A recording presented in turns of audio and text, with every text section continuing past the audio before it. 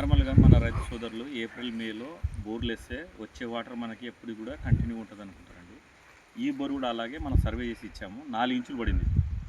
But ఇప్పుడు మనం ఏమిటండి ఆగస్టులో, కానీ పొద్దున 8 గంటలకు కరెంట్ వస్తే 11కే అయిపోతుంది.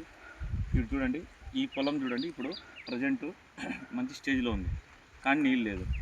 ఇక్కడ నుంచి అక్కడ ముందరండి ఇంకో బోర్ ఉంది, ఆ పైన ఇంకోటి ఉందండి. అంటే ఇది తూర్పు, ఇది పడమర.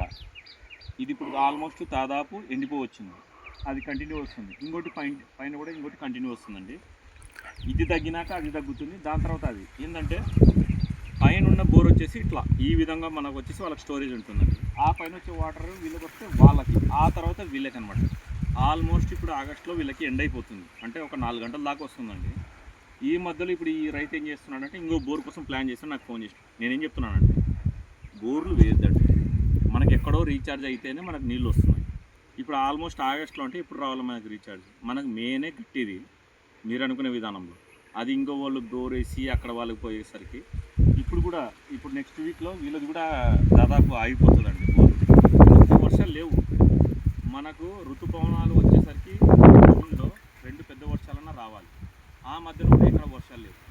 సరే, ఋతుపవనాలు రిటర్న్ వెళ్ళేసరికి రేపు సెప్టెంబర్ అక్టోబర్లో మళ్ళీ వర్షాలు రావాలి, కానీ వచ్చే సూచన లేదండి.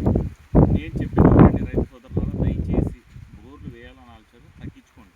మనకు రీఛార్జ్ లేదు, ఇప్పుడు మీకు కొద్ది గొప్ప పడతాయి బోర్ వేస్తే చాలా చోట్ల, కాకపోతే మళ్ళీ రీఛార్జ్ లేదు, రేపు ఆగిపోతుంది, పంటలు కూడా నష్టమవుతాయండి. చూడండి, ఇప్పుడు ఈ రైతు సోదరుడు ఇదే పరిస్థితి. నేను అదే చెప్పాను, బోర్ వేయకండి. నేను శేఖర్ అండి, గ్రౌండ్ వాటర్ ఇన్వెస్టిగేటర్ కర్నూలు అండి.